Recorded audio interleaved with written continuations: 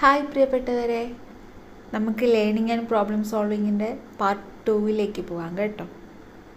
Part 1 I hope മനസ്സിലായെന്ന് വിചാരിക്കുന്നു. Part 2 ആണ് നിങ്ങൾ കാണുന്നതെന്നുണ്ടെങ്കിൽ പാർട്ട് 1 പോയി കാണണം കേട്ടോ. Factors affecting learning. ഇനി എന്തെല്ലാം ഫാക്ടേഴ്സാണ് ലേണിങ്ങിനെ അഫക്റ്റ് ചെയ്യുന്നതെന്ന് നോക്കാം. അതിൽ വരുന്ന ഫാക്ടേഴ്സാണ് ഫാക്ടേഴ്സ് അസോസിയേറ്റഡ് വിത്ത് ലേണറുമായിട്ട്, പഠിക്കുന്ന വ്യക്തിയുമായിട്ട് അസോസിയേറ്റ് ചെയ്ത് വരുന്ന കുറച്ച് ഫാക്ടേഴ്സ് ഉണ്ട്. ഒന്ന് ഇൻ്റലിജൻസ്, അല്ലേ? എല്ലാവർക്കും ഒരേ ഇൻ്റലിജൻസ് ആണോ? അല്ല, വ്യത്യസ്തമായിട്ടുള്ള ഇൻ്റലിജൻസ് ആണ്. പിന്നെ മോട്ടിവേഷൻ കുറയുമ്പോൾ നമ്മുടെ ലേണിംഗ് പ്രോസസ്സ് കുറയും. മോട്ടിവേഷൻ കൂടുകയാണെങ്കിൽ ലേണിങ്ങും കൂടും. ഇൻട്രസ്റ്റ് അനുസരിച്ചിട്ടായിരിക്കും നമ്മൾ പഠിക്കുന്നതൊക്കെ, അല്ലേ? ഇൻട്രസ്റ്റ് ഇല്ലാത്തൊരു ടോപ്പിക്കാണെന്നുണ്ടെങ്കിൽ നമ്മൾ തിരിഞ്ഞു പോലും നോക്കില്ല. അറ്റൻഷൻ, ലേണിങ്ങിന് ഏറ്റവും അത്യാവശ്യം അറ്റൻഷനാണ്. പിന്നെ ഫിസിക്കൽ ആൻഡ് മെൻ്റൽ ഹെൽത്ത്, അതായത് നമുക്ക് ഫിസിക്കലി പനിയോ ചുമയോ തലവേദനയൊക്കെ വന്നു കഴിഞ്ഞാൽ പഠിക്കാൻ പറ്റുമോ? ഇല്ല. അതുപോലെ തന്നെയാണ് മെൻ്റൽ ഹെൽത്ത്. നമ്മുടെ മൈൻഡ് ക്ലിയർ അല്ല എന്നുണ്ടെങ്കിൽ പഠിക്കാൻ പറ്റുമോ? ഇല്ല. പിന്നെ ഇമോഷണൽ സ്റ്റേറ്റ്, സാഡ് ആണെങ്കിൽ പഠിക്കാൻ പറ്റുമോ? ഇല്ല. പഠിക്കാനൊക്കെ നമ്മൾ ശ്രമിക്കുമെങ്കിലും പക്ഷെ നമുക്ക് അത്രയ്ക്ക് അങ്ങോട്ട് ഉൾക്കൊള്ളാനായിട്ട് സാധിക്കില്ല. നമ്മുടെ ബ്രെയിൻ അത് അക്സെപ്റ്റ് ചെയ്യത്തില്ല. നമ്മൾ വിചാരിക്കും പഠിച്ചു എന്ന്. അപ്പോൾ നമ്മുടെ ബ്രെയിനെ നമ്മൾ ആശ്വസിപ്പിക്കാൻ പറയാം പഠിച്ചു എന്ന്. പക്ഷെ നാളെ അല്ലെങ്കിൽ മറ്റന്നാൾ എടുത്ത് നോക്കുമ്പോൾ ഒന്നും കാണൂല, ബ്ലാങ്ക് സ്റ്റേറ്റ് ആവും മൈൻഡ്. ഓക്കെ, അപ്പോൾ ഫിസിക്കലും മെൻ്റൽ ഹെൽത്തും ഇമ്പോർട്ടൻ്റ് ആണ്. അതൊക്കെ ശ്രദ്ധിക്കണം കേട്ടോ നിങ്ങൾ. കാരണം നമ്മൾ കൂടുതലും ഫിസിക്കലി ഉള്ള കാര്യങ്ങൾക്കാണ് ഇമ്പോർട്ടൻസ് കൊടുക്കുന്നത്. മെൻ്റൽ ഹെൽത്ത് അവോയ്ഡ് ചെയ്യുന്നുണ്ട് കേട്ടോ. അപ്പോൾ അവോയ്ഡ് ചെയ്യാതിരിക്കുക. രണ്ടും ഒരുപോലെ കൊണ്ടുപോകണം. അതുപോലെ തന്നെ നമ്മുടെ ഇമോഷണൽ സ്റ്റേറ്റും. ദേഷ്യം വന്നിരിക്കുന്ന സമയത്ത് പഠിച്ച തലേ കയറുമോ? ഇല്ല, കയറില്ല. എന്നാൽ സമാധാനമായിട്ടും ഹാപ്പി ആയിട്ടിരിക്കുന്ന സമയത്തൊന്ന് പഠിച്ചു നോക്കിക്കേ. Piece and happy. എൻവയോൺമെൻറ്റ് പീസാണെങ്കിൽ, സമാധാനം നമുക്കുണ്ടെങ്കിൽ നമ്മൾ പഠിക്കുന്നത് എന്ത് കാര്യമാണെങ്കിലും പെട്ടെന്ന് നമുക്കത് മനസ്സിലാക്കാൻ പറ്റും. അടുത്തത് factors associated with a type of learning experience. ഇനി ലേണിംഗ് എക്സ്പീരിയൻസ് വെച്ചിട്ട് എന്തൊക്കെ ഫാക്ടേഴ്സ് അസോസിയേറ്റ് ചെയ്തിരിക്കുന്നതെന്ന് നോക്കാം. നേച്ചർ ഓഫ് മെറ്റീരിയൽ, അതായത് പഠിക്കാൻ പാടുള്ളൊരു വിഷയമാണെങ്കിൽ നമ്മളതിന് പിന്നീട് പഠിക്കാം, അല്ലെങ്കിൽ ഇന്ന് കുറച്ച് മതി എന്നൊക്കെ പറഞ്ഞ് പോവാറുണ്ടല്ലേ. എന്ന് എളുപ്പമുള്ളതാണെങ്കിലോ ഇത് ഞാൻ ഇന്ന് തീർക്കും, ഈ പോർഷൻ കംപ്ലീറ്റ് ചെയ്തിട്ടേ ഞാനിന്ന് പോവുള്ളൂ എന്ന് നമ്മൾ പറയാറുണ്ട്. അപ്പോൾ അതൊക്കെ നേച്ചർ ഓഫ് മെറ്റീരിയലിൽ വരുന്നതാണ്. പിന്നെ എന്താ ടീച്ചിങ് മെത്തേഡ്, അല്ലേ? ടീച്ചിങ് മെത്തേഡ് എന്ന് പറയുമ്പോൾ നമ്മൾ എപ്പോഴും സിമ്പിൾ ഈസി ആയിട്ടുള്ള കാര്യങ്ങളാണ് ടീച്ചിങ്ങിന് യൂസ് ചെയ്യുന്നത്.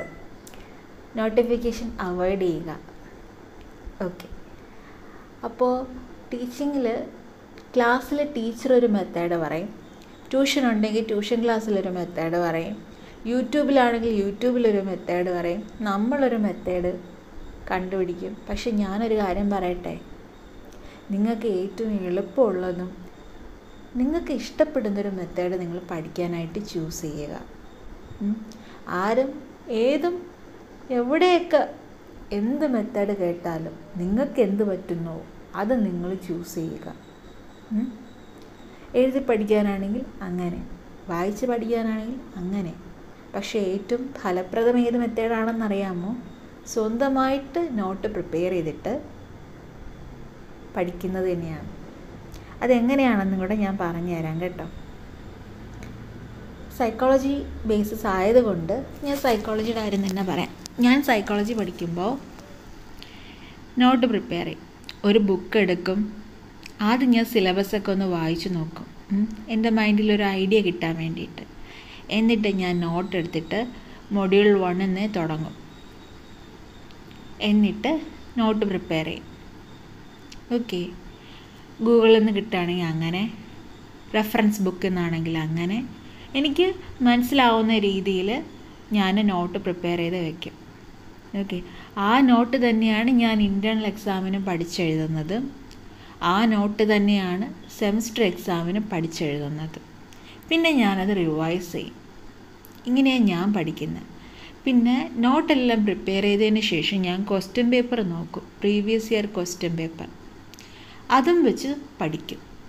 ആ ക്വസ്റ്റ്യൻസ് എല്ലാം നോക്കിയിട്ട് ഇമ്പോർട്ടൻ്റ് എന്ന് പറഞ്ഞ് ഞാൻ എൻ്റെ നോട്ട് പ്രിപ്പയർ ചെയ്തിരിക്കുന്നതിൽ എഴുതി വയ്ക്കും, മാർക്ക് ചെയ്ത് വയ്ക്കും കേട്ടോ.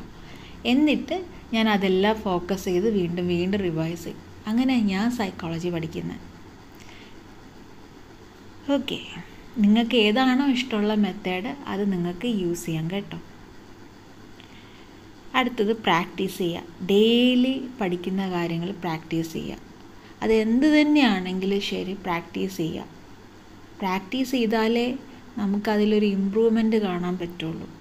ഇന്ന് വായിച്ചു, നാളെ വായിക്കുന്നില്ല, മറ്റന്നാൾ വായിക്കുന്നില്ല, പിന്നെ പരീക്ഷയുടെ തലേ ദിവസം വായിച്ചത് കൊണ്ട് ഒന്നും മനസ്സിലാവില്ല. ഓക്കെ, ഡെയിലി പ്രാക്ടീസ് ചെയ്യുക, റിവൈസ് ചെയ്യുക. കുറച്ചായിട്ട് റിവൈസ് ചെയ്തുകൊണ്ടേയിരിക്കുക. അങ്ങനെ ഡെയിലി പ്രാക്ടീസ് ചെയ്യുക. ഓക്കെ, പിന്നെ വരുന്ന ഫീഡ്ബാക്ക്. അതായത് നമ്മൾ പഠിക്കുന്ന കാര്യങ്ങളിന് ഒരു ഫീഡ്ബാക്ക് കൊടുക്കുക. ഇത്ര പോർഷൻ കംപ്ലീറ്റ് ചെയ്യും, ഓക്കെ വെൽ ഡൺ, നീ ഈ ഒരു പോർഷൻ കംപ്ലീറ്റ് ചെയ്തു. സ്വന്തമായിട്ടൊരു ഫീഡ്ബാക്ക് കൊടുക്കുക. ഈ പോർഷൻ കംപ്ലീറ്റ് ചെയ്തു, വെൽ ഡൺ എന്ന് പറഞ്ഞിട്ട് തോളിലൊക്കെ ഒന്ന് സ്വന്തമായിട്ടും തട്ടി നോക്കിക്കേ. അല്ലെങ്കിൽ ഇങ്ങനെയും ചെയ്യാം, ഈ ഒരു പോർഷൻ നീ കംപ്ലീറ്റ് ചെയ്തല്ലോ, വെരി ഗുഡ്, ഇനി നമുക്ക് അടുത്ത പോർഷനിലേക്ക് പോവാം, നീ നന്നായിട്ട് പെർഫോം ചെയ്തു. അങ്ങനെയൊക്കെ സ്വന്തമായിട്ടൊരു മോട്ടിവേഷൻ കൊടുത്തു നോക്കണം കേട്ടോ. ഫീഡ്ബാക്ക്, അതാണ് ഫീഡ്ബാക്ക്. ഇനി ലേണിംഗ് എൻവയോൺമെൻറ്റ്, അത് വളരെയധികം ഇമ്പോർട്ടൻ്റ് ആണ്. നമ്മൾ പഠിക്കാനിരിക്കുന്ന സ്ഥലം അല്ലേ, ആ സ്ഥലം സമാധാനമുള്ളതായിരിക്കണം. അല്ലാതെ ബഹളത്തിൻ്റെ ഇടയിലിരുന്ന് പഠിക്കാനിരിക്കരുത്. എവിടെയെങ്കിലും കുറച്ച് സമാധാനം കിട്ടുന്ന സ്ഥലത്ത് പോയിരുന്ന് പഠിക്കുക. നിങ്ങൾക്ക് കംഫർട്ടബിൾ ആയിട്ടുള്ള സ്ഥലത്ത് പഠിക്കുക. നോയ്സൊക്കെ ഉണ്ടെങ്കിൽ ഡിസ്ട്രാക്ഷൻ ഓഫ് അറ്റൻഷനാണ് അവിടെ സംഭവിക്കുന്നത്. പാർട്ട് 1 ലേണിങ്ങിൽ പഠിക്കുന്നുണ്ട് കേട്ടോ. കാണാത്തവർ പോയി കാണണേ. ഞാൻ ഫസ്റ്റ് വീഡിയോ ലേണിംഗ് ആണ് ഇട്ടിരിക്കുന്നത്. ഓക്കെ, അപ്പോൾ അവിടെ ഡിസ്ട്രാക്ഷൻ സംഭവിക്കുമ്പോൾ നമുക്ക് പഠനം പൂർത്തീകരിക്കാനായിട്ട് സാധിക്കുന്നില്ല. അപ്പോൾ മാക്സിമം സമാധാനമായിട്ടുള്ളൊരു എൻവയോൺമെൻറ്റ് തിരഞ്ഞെടുത്ത് പഠിക്കുക. അടുത്തത് strategies to encourage motivation in learning. ഇനി എന്തെല്ലാം സ്ട്രാറ്റജീസാണ് നമുക്ക് മോട്ടിവേഷൻ ഇൻ ലേണിങ്ങിൽ എൻകറേജ് ചെയ്യാൻ പറ്റുന്നതെന്ന് നോക്കാം. ക്ലിയർ ഗോൾസ്, ക്ലിയറായിട്ടുള്ള ഗോളുകൾ വയ്ക്കുക. ഗോളുകൾ നിങ്ങൾ സെറ്റ് ചെയ്യാൻ പഠിക്കുക. എക്സാമാണ്, ഈ പോർഷൻ എനിക്ക് തീർക്കണം, ഈ ഒരു 1 മന്തിനുള്ളിൽ അല്ലെങ്കിൽ അതിന് മുന്നേ എനിക്കിത് തീർക്കണമെന്ന് പറഞ്ഞു കഴിഞ്ഞാൽ ആ ഒരു ഗോളിൽ അച്ചീവ് ചെയ്യുക. ഇന്നത്തെ ദിവസം എനിക്ക് ലേണിംഗ് പഠിച്ച് തീർക്കണം എന്നുണ്ടെങ്കിൽ പഠിച്ച് തീർത്തിരിക്കുക. അതാണ് ക്ലിയർ ഗോൾ സെറ്റ് ചെയ്യുക എന്ന് ഉദ്ദേശിക്കുന്നത്. Clear goals. പിന്നെ റിവാർഡ് എന്ന് പറഞ്ഞു കഴിഞ്ഞാൽ നിങ്ങൾ ഈ ഗോൾ അച്ചീവ് ചെയ്ത് കഴിഞ്ഞാൽ, പഠിച്ചു കഴിഞ്ഞാൽ ഞാൻ നേരത്തെ പറഞ്ഞ പോലെ സ്വന്തമായിട്ട് തോളിലൊന്ന് തട്ടുക. വെൽ ഡൺ, ഗുഡ് ഗേൾ അല്ലെങ്കിൽ ഗുഡ് ബോയ്, നീ ഇത് ചെയ്തല്ലോ, നീ മിടുക്കിയാണ്, നീ മിടുക്കനാണ്, ഓക്കെ നിന്നെ കൊണ്ട് പറ്റും, അടുത്ത സ്റ്റെപ്പും പറ്റും. ഓക്കെ, ഇങ്ങനെയൊക്കെ ഒന്ന് മോട്ടിവേറ്റ് ചെയ്യുക. ഓക്കെ, ഇങ്ങനെയൊക്കെ ഒരു ഫീഡ്ബാക്ക് കൊടുത്തു നോക്ക്. ഇത്രയും പാടായിട്ടുള്ള പോർഷൻ നീ ഇത്രയും സിമ്പിളായിട്ട് പഠിച്ചല്ലോ. ഇങ്ങനെയൊക്കെ പറയുമ്പോൾ നമ്മുടെ ബ്രെയിനൊരു സുഖം കിട്ടും. നമുക്ക് കേൾക്കുമ്പോൾ ഒരു സുഖമില്ലേ? അപ്പോൾ നമ്മുടെ ബ്രെയിനിന് എന്തായല്ലേ ചെയ്ത് നോക്കണം കേട്ടോ. പിന്നെ ഇൻട്രാക്റ്റീവ് ആയിട്ടുള്ള മെത്തേഡുകൾ യൂസ് ചെയ്യുക. ഇപ്പോൾ പഠിക്കാൻ നല്ല പാടായിട്ടുള്ള വാക്കുകളൊക്കെ ആണെങ്കിൽ ആക്രോണിംസ് വയ്ക്കാം. ഓരോന്നിൻ്റെ ആൽഫബറ്റൊക്കെ വെച്ചിട്ടില്ലേ, അങ്ങനെ പഠിക്കുക. പാരഗ്രാഫൊക്കെ ഇങ്ങനെ ചുമ്മാ വായിക്കുന്നതിന് പകരം ചെറുതാക്കി പഠിക്കുക. മെയിൻ കോൺസെപ്റ്റുകൾ പഠിക്കുക, എക്സാമ്പിൾസ് വെച്ച് പഠിക്കുക. ഓക്കെ, നിങ്ങൾക്ക് ഇഷ്ടമുള്ള ഇൻട്രാക്റ്റീവ് ആയിട്ടുള്ള മെത്തേഡിൽ പഠിക്കുക. റിയൽ ലൈഫ് കണക്ഷൻസ്, അതായത് എക്സാമ്പിൾസ് ഒക്കെ വെച്ചിട്ട് പഠിക്കാനാണ് അവിടെ ഉദ്ദേശിക്കുന്നത്. സൈക്കോളജി എപ്പോഴും നമ്മൾ റിയൽ ലൈഫായിട്ടൊന്ന് കണക്ട് ചെയ്ത് നോക്കിക്കേ, നല്ല ഈസിയാണ് കേട്ടോ. പിന്നെ സപ്പോർട്ടീവായിട്ടുള്ളൊരു ക്ലൈമറ്റാണ്, അതായത് നേരത്തെ ഞാൻ പറഞ്ഞതുപോലെ തന്നെ നല്ലൊരു അന്തരീക്ഷവും വേണം. അടുത്തത് ഔട്ട്കംസ് ഓഫ് ലേണിംഗ്. ലേണിങ്ങിൻ്റെ ഔട്ട്കംസ് നോക്കാം. നോളജ് അക്വിസിഷൻ എന്ന് വെച്ച് കഴിഞ്ഞാൽ നിങ്ങൾ എങ്ങനെയാണ് ആ കാര്യം പഠിക്കുന്നത്, അല്ലെങ്കിൽ ആ ഒരു പുതിയ കാര്യത്തെ നമുക്ക് എങ്ങനെ പഠിച്ചെടുക്കാം, ഏതൊക്കെ രീതി, അങ്ങനെയുള്ളതാണ് ഈ നോളജ് അക്വിസിഷൻ എന്നുകൊണ്ട് ഉദ്ദേശിക്കുന്നത്. പിന്നെ സ്കിൽ ഡെവലപ്മെൻറ്റ്, ഓരോ സ്കില്ലുകൾ ഡെവലപ്പ് ചെയ്തെടുക്കുക. ബിഹേവിയറൽ ചേഞ്ച്, ബിഹേവിയറിൽ ഉണ്ടാകുന്ന ചേഞ്ച്. പിന്നെ പ്രോബ്ലം സോൾവിങ് എബിലിറ്റി, ഒരു പ്രോബ്ലം ഉണ്ടായിക്കഴിഞ്ഞാൽ അതെങ്ങനെയൊക്കെ സോൾവ് ചെയ്യാൻ പറ്റും, അങ്ങനെയുള്ളൊരു എബിലിറ്റി. പിന്നെ അക്കാഡമിക് ഇമ്പ്രൂവ്മെൻറ്റ്, മാർക്സ് വാങ്ങുക. അക്കാഡമിക്കലി മാർക്ക് വാങ്ങുക എന്ന് പറയുന്നത് അതൊരു പോയിൻ്റാണ്, പക്ഷേ നമ്മൾ ആ കോൺസെപ്റ്റ് എങ്ങനെയൊക്കെ എടുക്കുന്നു, ലൈഫ് ലോങ് ഏതൊക്കെ സാഹചര്യത്തിൽ, അങ്ങനെയൊക്കെ ഉള്ളതൊക്കെ ഈ അക്കാഡമിക് ഇമ്പ്രൂവ്മെൻറ്റിൽ നമുക്ക് പറയാൻ പറ്റും. മാർക്ക് ഇമ്പോർട്ടൻ്റ് തന്നെയാണ്, പക്ഷേ ലൈഫിലൊരു കാര്യം വന്നു കഴിഞ്ഞാൽ ഈ പഠിച്ചതൊക്കെ അവിടെ അപ്ലൈ ചെയ്യേണ്ടി വരും ചില സ്ഥലത്ത്, ചിലപ്പോഴൊക്കെ. അപ്പോൾ സ്കൂള് അല്ലെങ്കിൽ കോളേജിൻ്റെ ബേസിസിൽ നമുക്ക് അക്കാഡമിക് എന്ന് പറയുമ്പോൾ അവിടെ മാർക്ക്, CE മാർക്ക്, അതൊക്കെ ഇമ്പോർട്ടൻ്റ് തന്നെയാണ്. എങ്കിലും പഠിച്ച കാര്യങ്ങൾ എവിടെയെങ്കിലുമൊക്കെ അപ്ലൈ ചെയ്യാൻ വന്നു കഴിഞ്ഞാൽ അത് ചെയ്യണം കേട്ടോ. Then study skills. എന്താ ഈ സ്റ്റഡി സ്കിൽസ് എന്ന് വെച്ച് കഴിഞ്ഞാൽ, അതായത് സ്റ്റഡി സ്കിൽസ് ആർ സ്ട്രാറ്റജീസ്, അത് കുറച്ച് സ്ട്രാറ്റജികളാണ് കേട്ടോ. That help learner acquire, retain and recall information. പഠിക്കുന്ന വ്യക്തികൾക്ക് ലേണറിന് അക്വയർ ചെയ്യാനും റിട്ടേൺ ചെയ്യാനും റീകോൾ ചെയ്യാനും പറ്റും ഇൻഫോർമേഷൻ. അങ്ങനെയുള്ള കുറച്ച് വഴികളാണ്, സ്ട്രാറ്റജീസൊക്കെയാണ് ഈ സ്റ്റഡി സ്കിൽസ് എന്ന് കൊണ്ട് ഉദ്ദേശിക്കുന്നത്.